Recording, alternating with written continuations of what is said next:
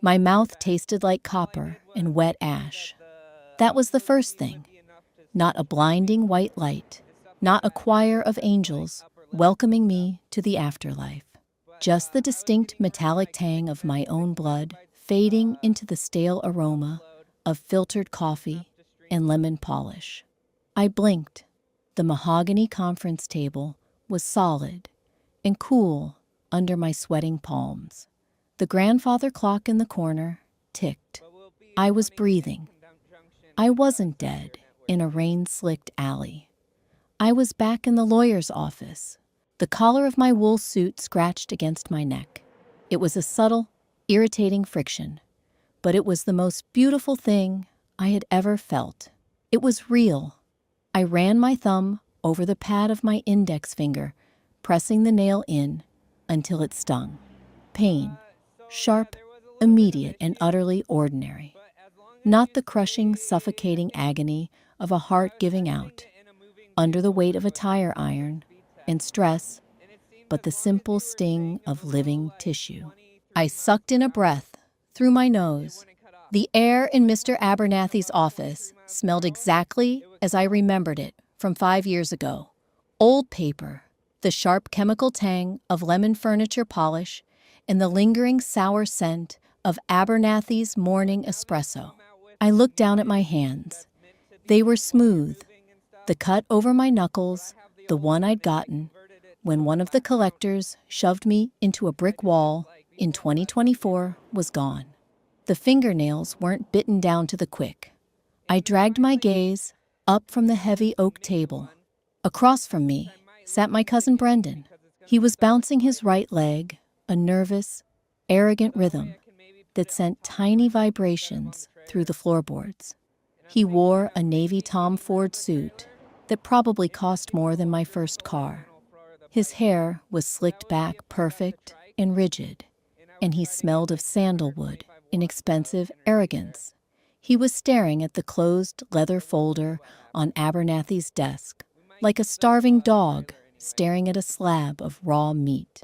I realized, with a slow, creeping sensation that settled in the pit of my stomach, exactly what day it was. October 14th, the day the will was read. 5 years ago, or I suppose, right now, our grandfather Harrison Shaw had finally died.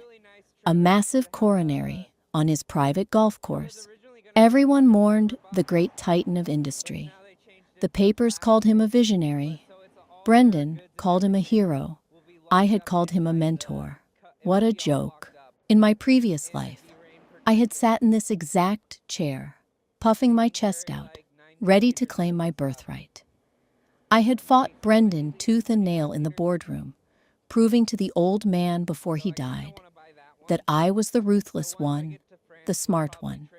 I had earned the crown, and when Abernathy opened that folder and handed me the keys to Shaw Logistics, I had smiled. I had felt like a king. It took exactly 3 weeks for the crown to start bleeding me dry. Harrison Shaw wasn't a visionary. He was a degenerate gambler with a god complex. He had leveraged the company into oblivion. But he didn't just owe the banks you can negotiate with. Harrison owed private equity firms that operated out of post office boxes in the Caymans. He owed men who didn't send strongly worded letters, but men who sent large, quiet individuals to your driveway at 2 a.m. He owed $40 million in hidden, off-the-books liabilities tied up in ghost subsidiaries. When I took over, the debts became mine. The legal structures Harrison put in place ensured the CEO bore the personal guarantee. I spent 5 years drowning. I sold my house. I liquidated my mother's trust. I slept in my office popping antacids like candy vomiting blood into a wastebasket while trying to restructure loans with people who threatened to break my legs. And eventually, they did more than break my legs. I died in an alley behind a cheap diner, shivering in the rain. My ribs shattered my heart, giving out from the sheer, unadulterated terror of it all. And now, the grandfather clock ticked, tick, tick. I looked at Brendan. His jaw was clenched. He hated me. He had always hated me for being the favorite, for being the one grandfather groomed. He thought the leather folder on that desk held $1 billion empire. He thought it was a golden goose. A heavy, cynical exhaustion washed over me, replacing the initial shock of rebirth. My shoulders slumped. The ghost of an ulcer flared in my gut, a phantom memory of the acid that used to eat away at my insides. I didn't feel heroic. I didn't feel a burning desire for revenge against my grandfather. I just felt tired, so incredibly, profoundly tired. Well then, Mr. Abernathy said, his voice like dry leaves scraping across a pavement. He adjusted his wire-rimmed glasses and opened the thick leather folder. The sound of the clasp popping echoed in the quiet room. If we are all ready, I will read the final testament of Harrison Shaw. I leaned back in my chair, the leather squeaking softly beneath me. Go ahead, Arthur, I said, my voice sounding strangely calm, devoid of the desperate ambition that had poisoned it the first time around. Brendan shot me a glare. Show some respect, Trevon, he hissed, his lips barely moving. The man just died. I have nothing but respect for the dead, I replied, staring flatly into Brendan's eyes. It's the living I'm worried about. Abernathy cleared his throat, a wet rattling sound that made my skin crawl, and began to read. The legal jargon washed over me, like a familiar suffocating wave. In perpetuity, bequeathed, sole discretion. It was all window dressing, elaborate curtains hiding a burning building. I didn't listen to the words. I watched Brendan.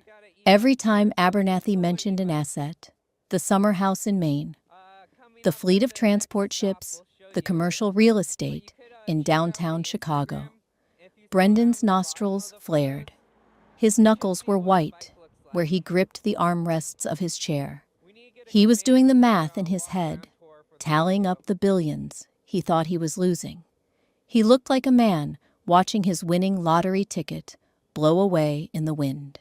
I remembered how much I had relished that look in my past life. I had sat here and soaked in his jealousy like sunshine. I had thought it meant I was winning. How pathetic, how utterly blind I had been. And so, Abernathy droned on, turning a thick parchment page. He paused, looking over his glasses at me. This was it, the climax of the old man's sick joke. To my eldest grandson, Trevon Shaw, I leave the controlling shares equating to 74% of Shaw Logistics and all its subsidiaries, holding companies and associated assets. Brendan let out a sharp, ragged exhale. He looked away, staring at the wall, a muscle jumping frantically in his cheek. He looked like he wanted to scream. However, Abernathy continued, raising a single bony finger. Harrison stipulated a refusal clause. Should Trevon find himself unwilling or unable to assume the mantle of CEO and the responsibilities of the controlling shares, the entirety of the aforementioned estate shall pass to his cousin Brendan Shaw. The silence in the room was absolute. You could hear the dust motes settling on the carpet.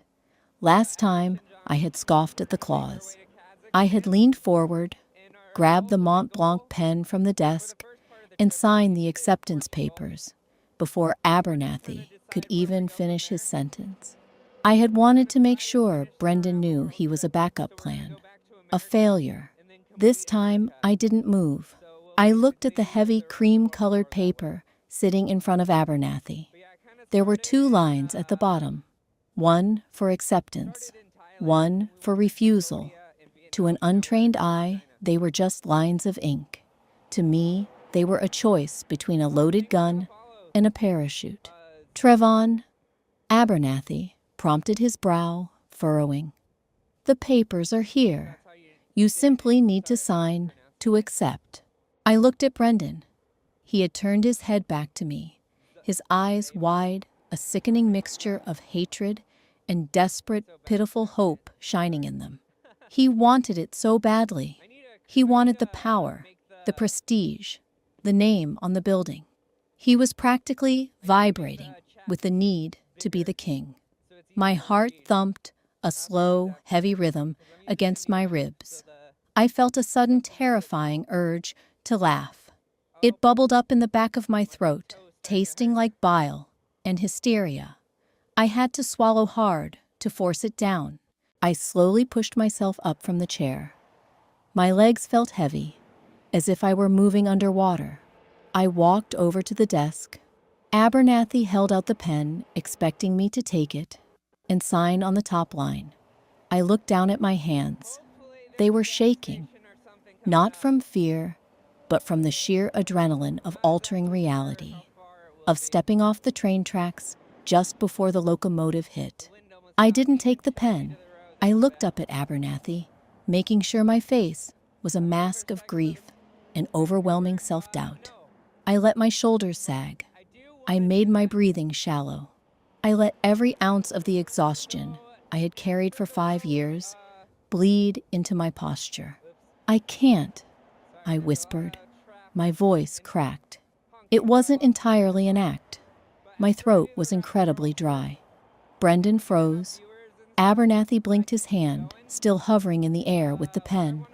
I beg your pardon, Trevon, Abernathy asked, genuinely startled. I can't do it, I said a little louder this time. I stepped back from the desk, shaking my head. I looked at Brendan, letting him see my weakness. I don't have it in me. The stress, the pressure. Grandfather was a giant. I'm not. I can't carry that weight. Brendan stood up. His chair scraped violently against the floor. What are you playing at, Tommy? He snapped, his voice, sharp and suspicious. He thought it was a trick. He couldn't fathom that anyone would willingly walk away from billions. No games, Brendan. I said, my voice flat dead. I looked at the floor, breaking eye contact.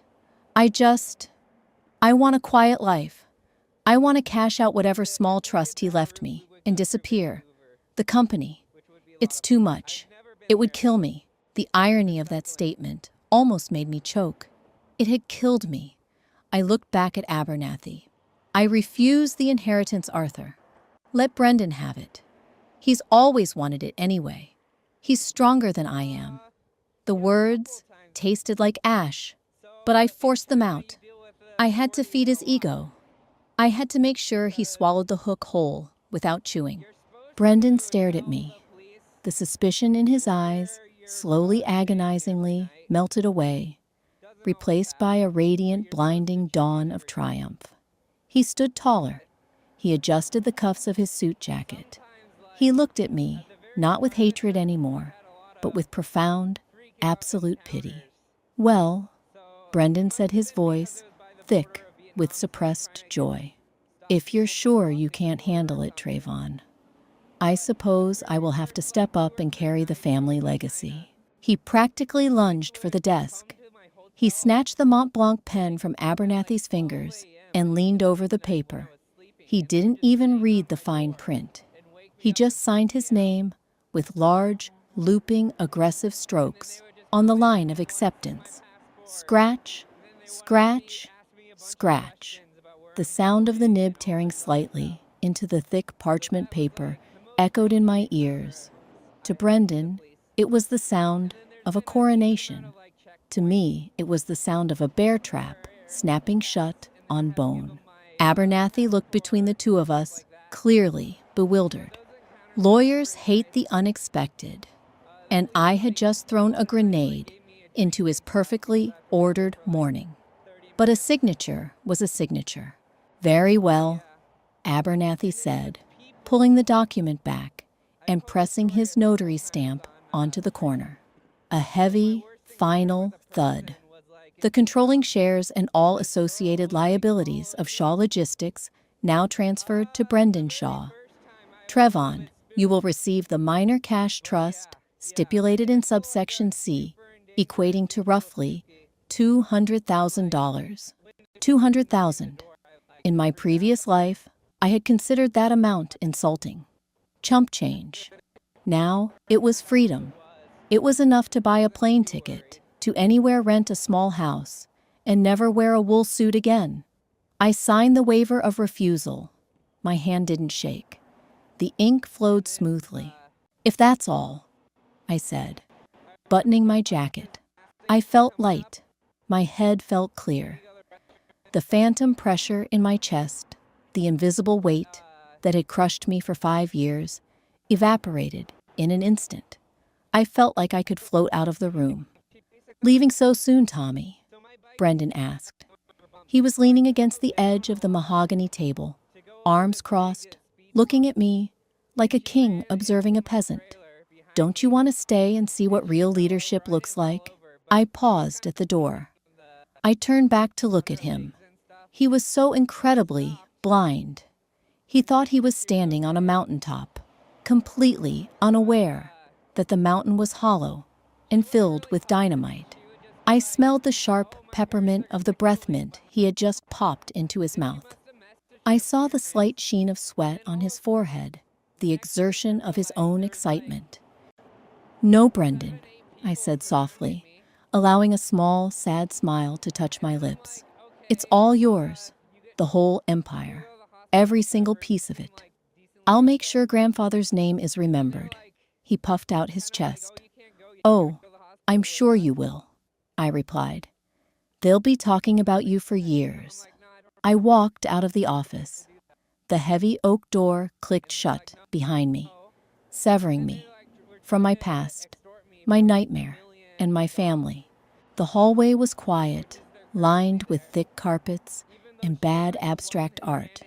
I walked to the elevators. I pressed the down button. The hum of the elevator cables vibrating in the shaft was a soothing, mechanical purr. I stepped in. As the doors closed, I finally allowed myself to drop the mask. I leaned against the cool metal wall and closed my eyes. A ragged, shuddering breath tore its way out of my lungs. My knees went weak, and I slid down the wall until I was sitting on the floor of the elevator car. I covered my face with my hands. I wasn't crying, but my whole body was trembling. It was the shock, the pure, unadulterated shock of survival. I had walked into the slaughterhouse and walked out the back door. The elevator chimed at the lobby. I stood up, dusted off my trousers, and walked out into the world. It was raining, a cold, miserable October drizzle that turned the Chicago streets into a gray, slick mirror. In my past life, this rain would have matched my mood, a dreary backdrop to my supposed heavy responsibilities. Today, it felt like a baptism. I stepped out from under the awning of the high-rise. I didn't open my umbrella. I let the cold water hit my face. It smelled of ozone-wet asphalt and car exhaust.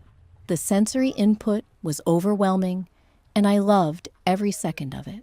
Across the street, a hot dog vendor was huddled under a large, yellow umbrella. The smell of boiling water, steamed buns, and burnt onions wafted through the damp air. My stomach gave a loud, vulgar rumble. I realized I hadn't eaten a meal without tasting acid in 5 years. I dodged traffic, crossed the street, and bought a hot dog. I handed the guy a 20 and told him to keep the change. I sat on a wet, cold stone bench in the plaza, the rain soaking through my expensive wool suit, making it heavy and smelling like wet sheep. I took a bite. The cheap mustard stung my tongue. The bun was soggy. It was the best thing I had ever tasted in my entire life. I chewed, slowly watching the entrance of Abernathy's building. 10 minutes later, Brendan walked out. The doorman instantly snapped to attention and popped an umbrella, walking Brendan to his waiting black town car. Brendan moved with a swagger, his shoulders thrown back, shouting something into his cell phone. He was probably calling his tailor or a real estate agent, ready to spend money he thought he had. I swallowed the bite of my food. The creditors? The silent, dangerous men who own the debt hidden in the Cayman shell companies had automated triggers. When the CEO title transferred, the banking covenants were breached. In exactly 48 hours, the grace period would end. In 2 days, Brendan would get the first phone call. A polite man with a slight accent would explain that a $10 million balloon payment was due by Friday. Brendan would laugh, thinking it was a clerical error. Then he would look at the shadow ledgers. By next week, the panic would set in. By next month, his hair would start falling out. By next year, he would be jumping at shadows, looking over his shoulder, every time a black SUV drove past his house. I finished the hot dog and crumpled the foil wrapper in my fist. I didn't feel guilty. I didn't feel heroic. Brendan was a shark, and he had willingly swum into a pool of piranhas to steal a piece of meat. I had simply stepped out of the water and let him take my place. I tossed the wrapper into a trash can, turned my back on the high-rise, and started walking toward the subway. I needed to call a travel agent. I heard the weather in New Zealand was beautiful this time of year, and I had a sudden, desperate craving to sit on a quiet beach and do absolutely nothing. The rain washed the last of the copper taste out of my mouth. The sharp, abrasive screech of brown packing tape tearing off the roll was the loudest sound in my apartment. I dragged the plastic dispenser across the top of a cardboard box, the friction vibrating up through my wrist. I pressed the tape down with the heel of my hand, smoothing out the bubbles. The box smelled like dust and cheap corrugated paper. It was a beautiful smell. It meant I was leaving. It was Friday, 3:45 p.m. 46 hours had passed since Brendan signed his life away in Arthur Abernathy's office. I had spent that time methodically erasing Trevon Shaw from the city of Chicago. I looked around my bedroom. The closet was bare. In my previous life, that closet had held $60,000 worth of custom Italian wool and silk blends, armor for the boardroom. I had stuffed all of it into heavy-duty black trash bags and hauled them down to the Salvation Army drop box 3 blocks away. The only clothes I kept were jeans, a few plain t-shirts, a thick gray hoodie, and a pair of worn-in leather boots. I sat back on my bare heels, resting against the cheap pine floorboards. My apartment was quiet, stripped of the hum of the air purifier and the ticking of the expensive watch winder I'd already sold for cash at a pawn shop. My chest felt hollow, but in a good way, like a cavity that had just been drained of infection. Yet my muscles were tight. My shoulders were drawn up near my ears. My body was still running on the muscle memory of 5 years of trauma. I looked at the digital clock on the microwave in the kitchen. 3:48 p.m. In exactly 12 minutes, the New York markets would close. The automated clearinghouses would run their final sweeps for the week, and the covenant triggers buried deep in the Cayman Island shell companies my grandfather had set up would quietly trip. I knew the exact sequence of events because I had lived them. The primary debt was held by a private equity firm called Oakhaven Capital. They sounded legitimate, like a bank that would give you a mortgage on a house with a white picket fence. They weren't. Oakhaven was a front for a syndicate of offshore creditors who didn't use courts to settle their disputes. Grandfather had borrowed $40 million from them to cover a massive, illegal short-selling scheme he'd run through the logistics company's pension fund. He lost. To keep the pension fund whole, and avoid federal prison, he took Oak Haven's money. The terms were draconian. A $10 million balloon payment was due upon any change in executive control designed explicitly to prevent grandfather from simply passing the company to a patsy and disappearing. When I took over in the previous timeline, I didn't know about the clause. I didn't even know Oak Haven existed until the following Monday. I rubbed my sternum, pressing against the phantom ache of a broken rib. On the kitchen counter, my phone sat face down. It was a sleek black rectangle of glass and metal. It had been my lifeline and my executioner for half a decade. At 4:02 p.m., the phone vibrated against the granite countertop. Bzzzt, bzzzt. My heart slammed against my ribs. A cold electric spike of pure adrenaline shot down my spine, pooling in my stomach. The acid flared up instantly. My breath caught in my throat. My body reacted before my brain could remind it that we were safe. I stared at the phone as if it were a venomous snake coiled on the granite. I forced myself to stand up. My knees were shaking slightly. I walked over to the counter and flipped the phone over. The screen glowed. Incoming call Brendan Shaw. I let it ring. The vibration sent a low rhythmic drumming sound echoing through the empty apartment. I watched his name flash on the screen, feeling a sickening knot of conflicting emotions. A part of me, the decent human part that I thought had died in that alley, felt a pang of guilt.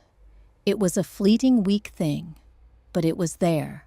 Brendan was an arrogant, entitled prick, but he was blood. I was letting him walk into a wood chipper. Then the memory washed over me. I remembered begging Brendan for a loan in my 3rd year as CEO. I had gone to his penthouse. I was sweating through my shirt, my hands shaking so badly, I dropped my coffee cup on his Persian rug. I told him I was in trouble, real physical trouble. He had looked at me with cold, amused eyes, stepped over the spilled coffee, and told me that heavy lay the crown. He told me I was weak. He told me to stop embarrassing the family name and handle my own messes. The guilt evaporated, leaving behind a cold, hard ash. The phone stopped ringing. The screen went dark. A second later, a notification popped up. New voicemail. I didn't listen to it. Not yet. I had one more box to tape up.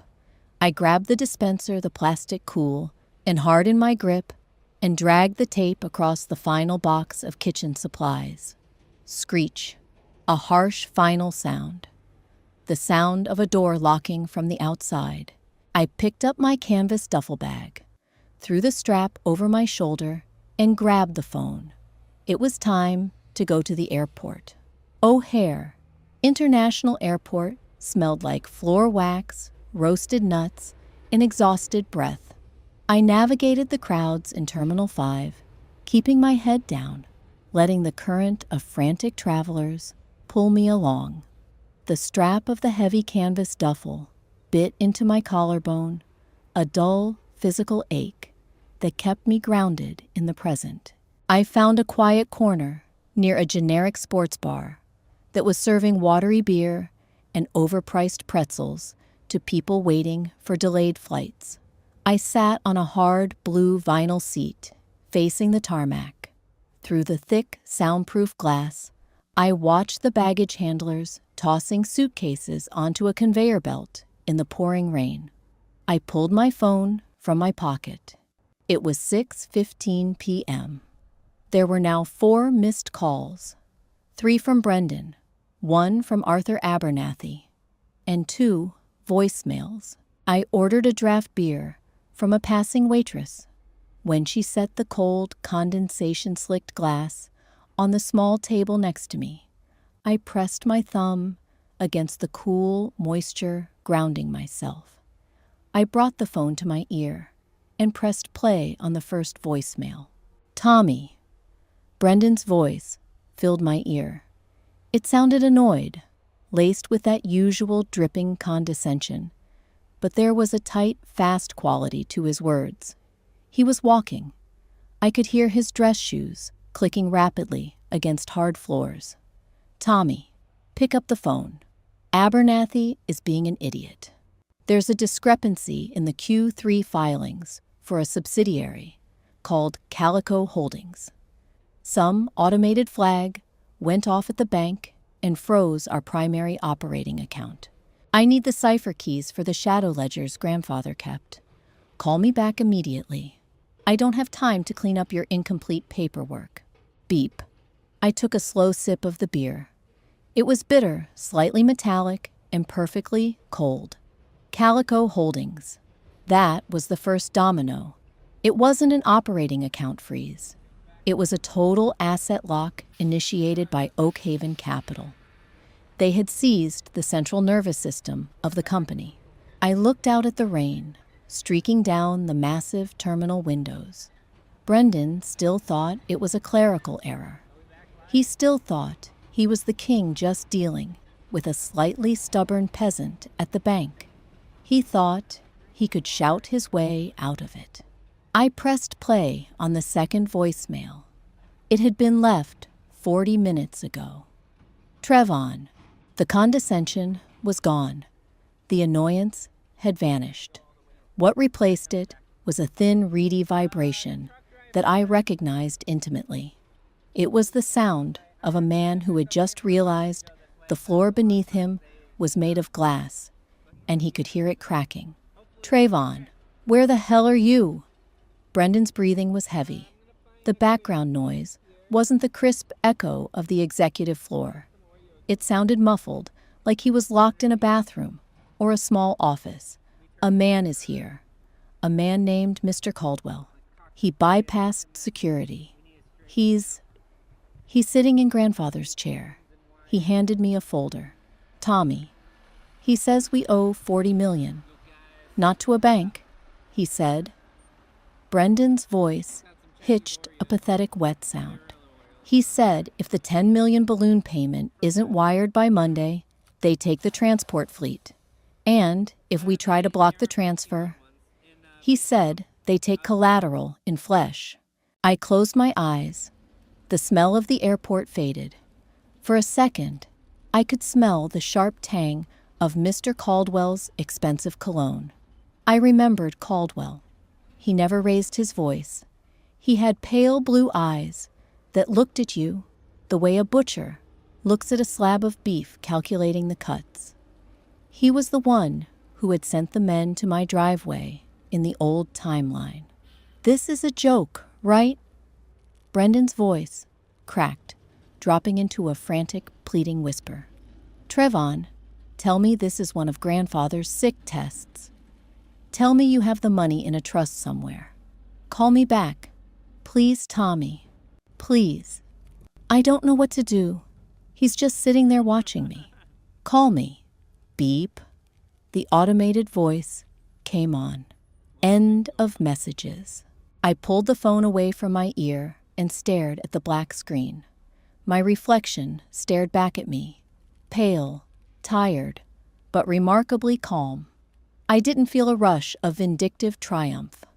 There was no movie villain smirk spreading across my face. I just felt heavy.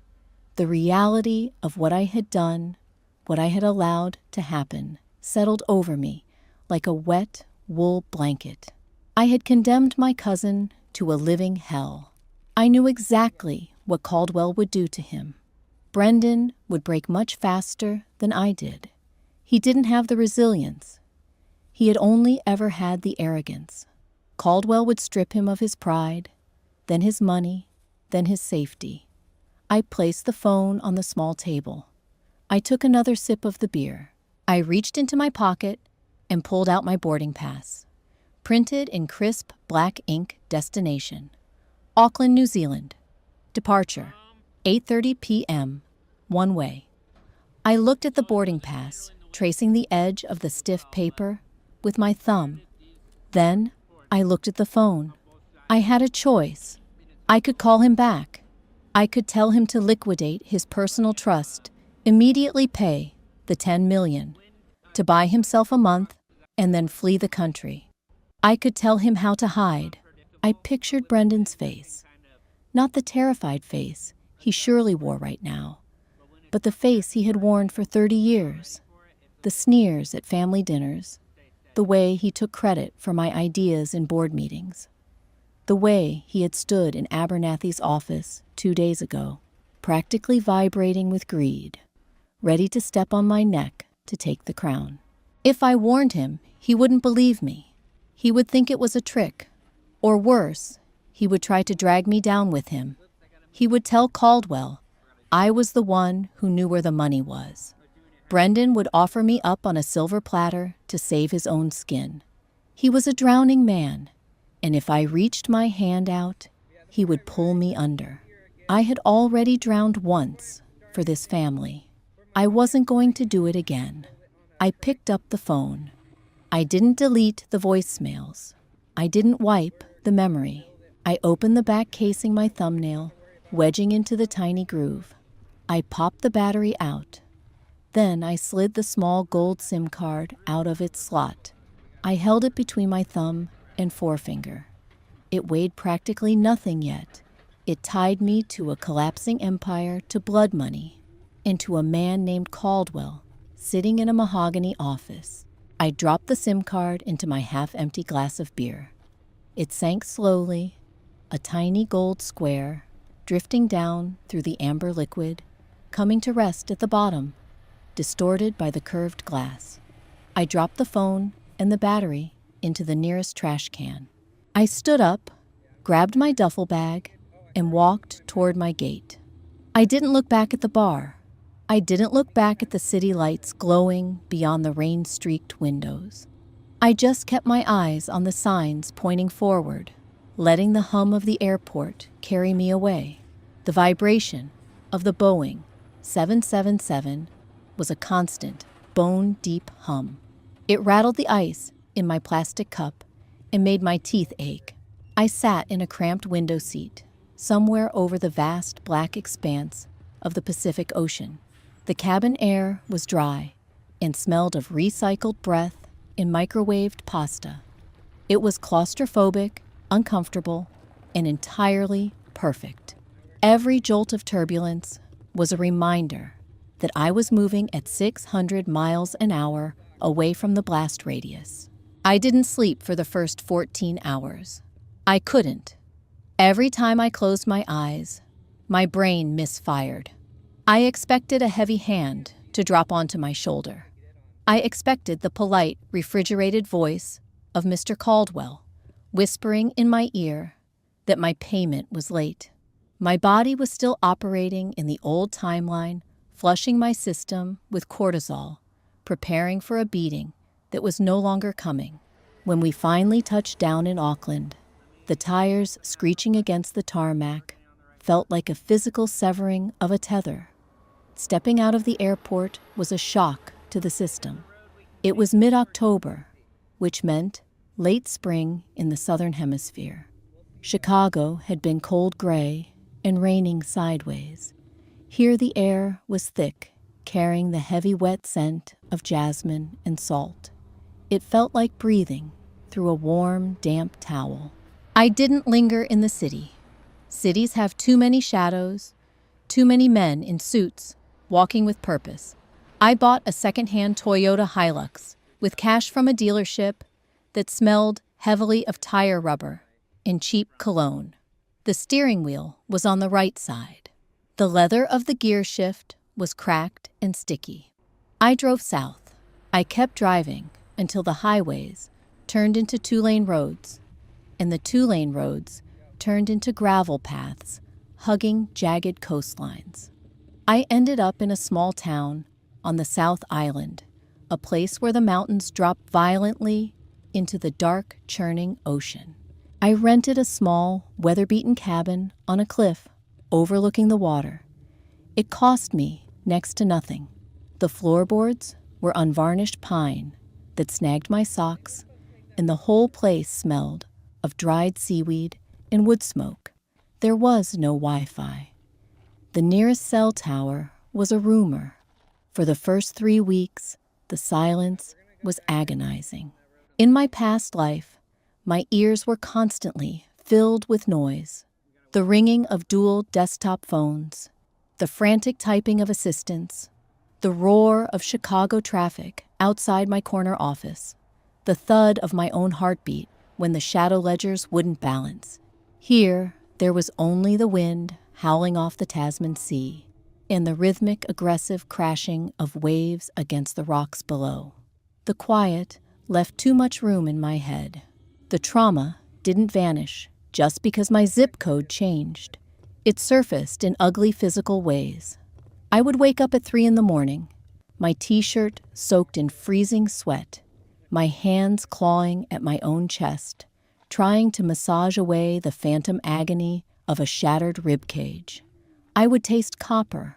I would scramble out of bed in the pitch black, my bare feet slapping against the cold wood floor, blindly searching for a wastebasket to vomit into.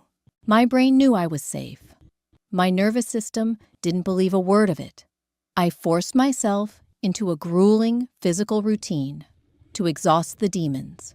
I bought an axe and a cord of unsplit firewood. I spent hours in the damp, salty air, swinging the heavy steel head down into the timber. Crack. The shock wave reverberated up my forearms, rattling my elbows. I swung until my palms blistered, and then I swung until the blisters popped, leaking clear fluid that stung sharply in the salty breeze. I bought a cheap fiberglass fishing rod and stood on the jagged rocks at low tide. I learned how to gut a snapper, my hands slick with cold, metallic-smelling blood and iridescent scales. I learned to cook over an open flame, the smoke stinging my eyes. Slowly, the calluses formed. Not just on my hands, but on my mind. The paranoid urgency began to drain out of my muscles. I stopped looking over my shoulder when a truck drove past my cabin. I stopped sleeping with my boots on. I was becoming a ghost. And for the first time in 5 years, I could breathe without tasting acid. It was late February, high summer. The heat baked the pine pitch out of the logs of my cabin, filling the air with a sharp, sweet resin smell. I was sitting on the back porch, a mug of black coffee cooling in my hand. My skin had turned a deep-weathered brown. My hair was longer messy with salt spray. I looked down at my hands. The knuckles were thick, the fingernails blunt and clean. I didn't recognize the man I used to be. I needed supplies, flour, coffee, and fuel for the generator. I drove the Hilux into the small village.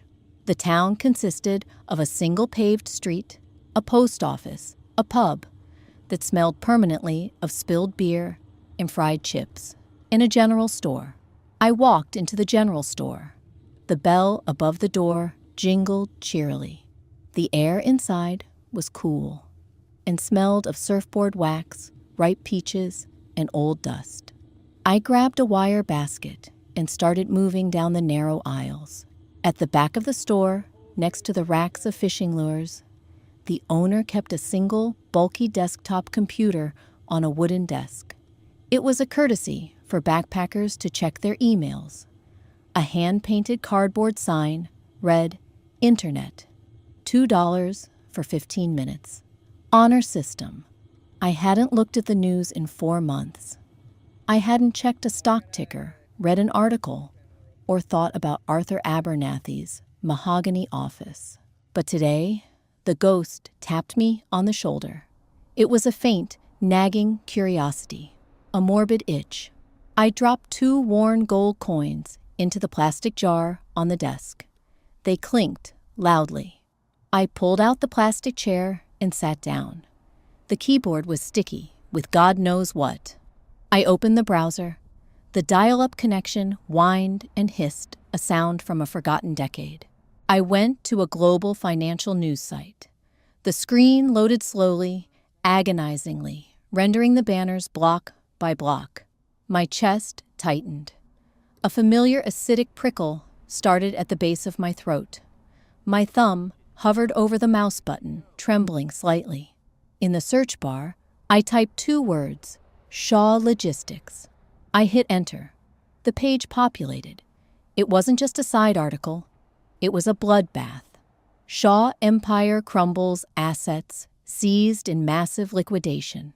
Where is Brendan Shaw, disgraced?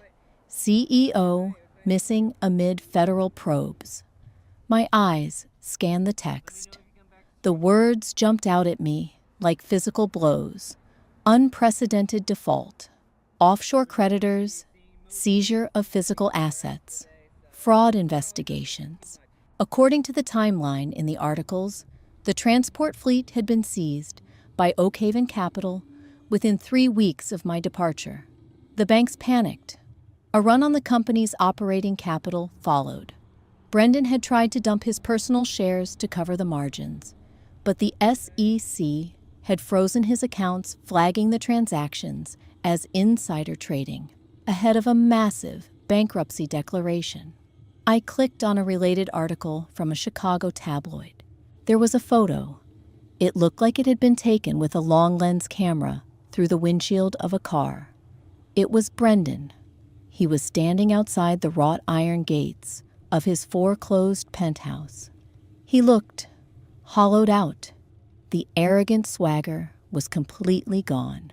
His custom Tom Ford suit hung off him like a canvas tarp over a skeleton.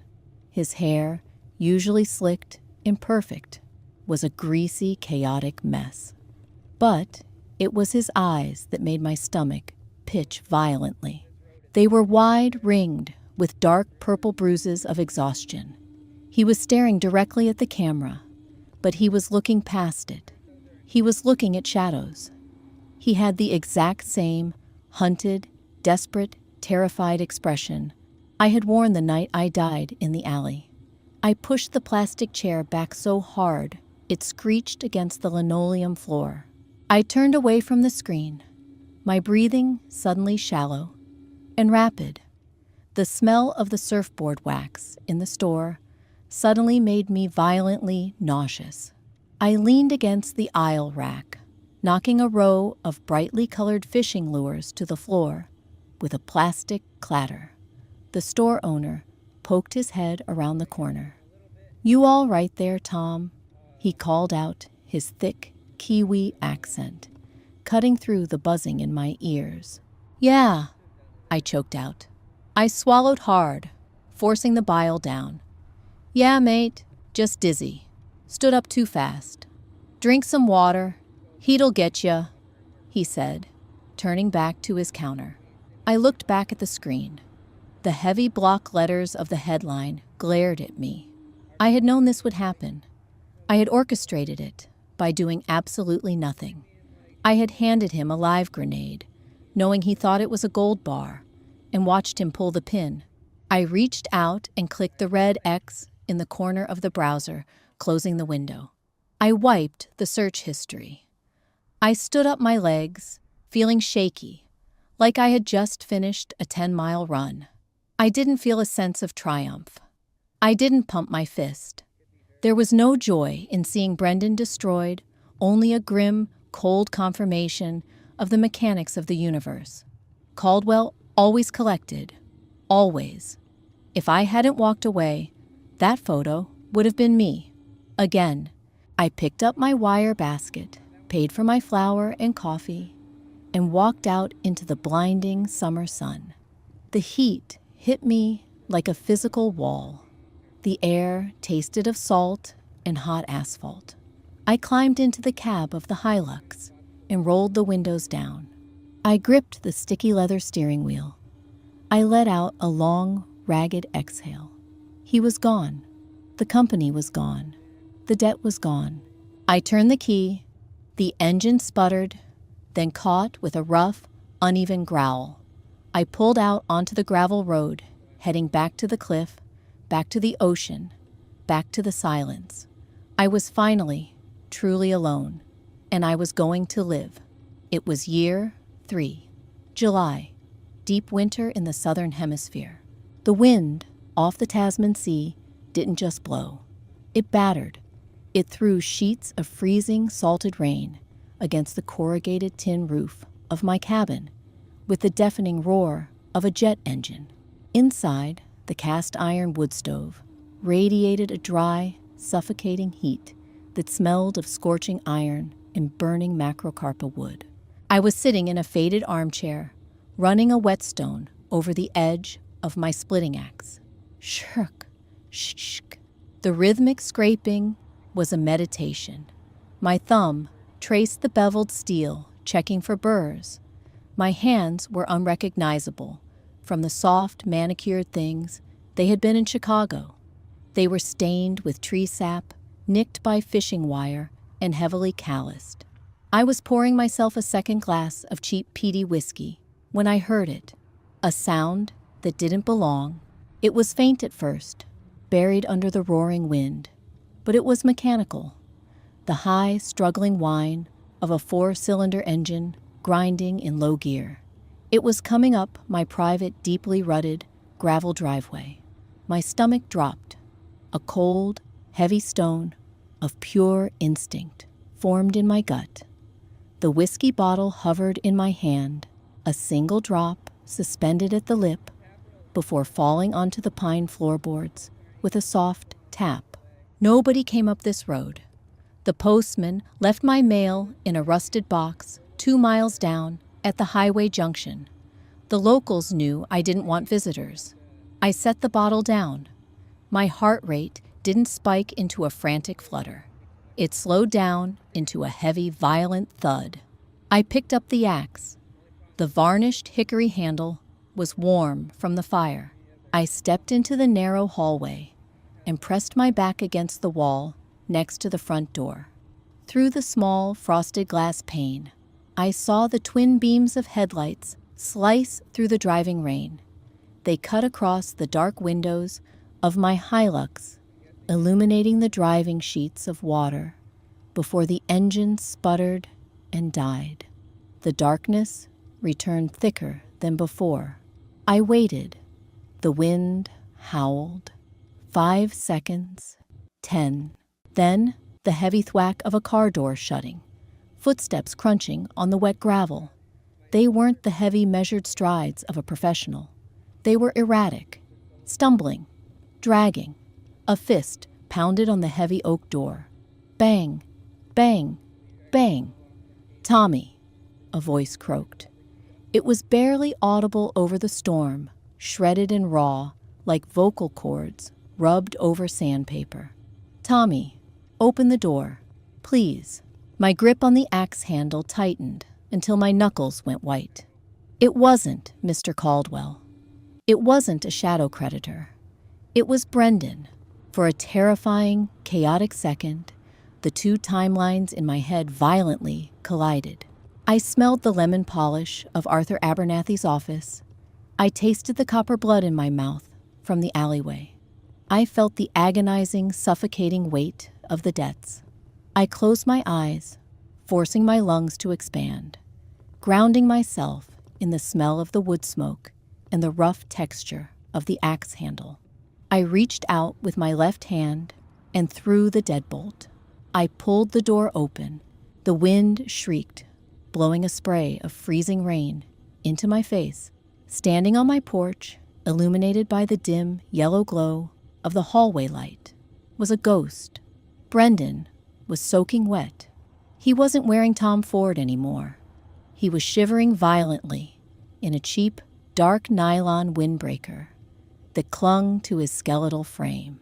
His hair, once his pride, was thinning, plastered to his skull in greasy, rain-soaked clumps. He was missing a front tooth. The gap was a black void in his pale, bruised face. But it was the smell that hit me hardest. It rolled off him in waves. It was the distinct, sour stench of unwashed clothes, stale liquor, and the sharp, acidic tang of primal terror. It was the exact smell I used to wake up to when I slept on my office floor in the old timeline. It was the scent of hunted meat. He looked at the axe in my hand. He didn't even flinch. He just looked up at my face, his eyes rimmed in red pupils, blown wide with exhaustion. "You're a hard man to find, Tommy," he whispered, his teeth chattering uncontrollably. I didn't move to let him in. I stood in the doorway, blocking the heat of the cabin. "How did you find me?" "Brendan, private investigator," he gasped, wrapping his arms around his chest. "Cost me the last of my wife's jewelry. Traced the trust payout, the wire transfer, to a shell account in Auckland. Took me 6 months to track you down here." He swayed on his feet, his knees buckling slightly. He reached out and grabbed the doorframe to steady himself. His fingers were blue. A war raged in my chest. The cynical, hardened survivor in me screamed to slam the door, to lock the deadbolt and let the storm wash him away. He had stolen my ideas. He had mocked my weakness. In my past life, when I went to him begging for a loan to stop Caldwell from breaking my legs, he had laughed and told me to be a man. But looking at him now, broken, pathetic, vibrating with cold, I couldn't find the hatred. It had burned out, leaving only a cold, clinical pity. I stepped back and lowered the axe. "Get inside before you freeze to death." Brendan stumbled past me. He practically collapsed into the cabin, shuffling toward the orange glow of the wood stove like a moth. He collapsed onto the braided rug in front of the fire, curling his knees to his chest, shaking so hard his shoes rattled against the floorboards. I shut the door, cutting off the shriek of the storm. The sudden quiet in the cabin was suffocating. I locked the deadbolt. I walked into the kitchen, poured a large measure of the peaty whiskey into a clean glass, and carried it out to the living room. Brendan was holding his hands inches from the cast iron stove. Steam was rising off his wet nylon jacket, filling the room with the smell of damp decay. I stood over him and held out the glass. He looked at it, then at me. His hand trembled violently as he reached up and took it. He didn't sip it. He threw it back in one violent gulp, coughing, as the alcohol burned its way down his throat. Some of it spilled down his chin, mixing with the rainwater. He let the glass roll out of his hand onto the rug. He let out a long, ragged sigh, leaning his head back against the leg of the armchair. "They took everything, Tommy," he whispered, staring at the ceiling. "The company, the penthouse, the cars.